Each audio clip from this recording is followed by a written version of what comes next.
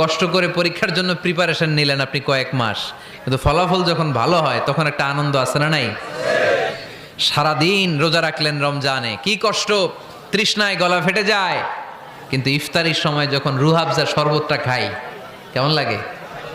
একটা আনন্দ আছে না নাই? এজন্য আল্লাহ বললেন فإن مع العسر يسرا إن مع العسر يسرا ও নবী, কষ্টের দিন মক্কায় অল্প কিছু দিন, মদিনাতে আনন্দের দিন অপেক্ষা করছে। আমাদের জীবনে যদি দুঃখ কষ্ট আসে আমরা ধৈর্য ধরবো, তাওয়াক্কুল করবো একজনের উপর, তিনি কে? কারণ আমরা বিশ্বাস করি কষ্টের দিন এটা চিরকালের জন্য নয়, সামনে আনন্দের দিন আমাদের জন্য সেট করে রেখেছে কে?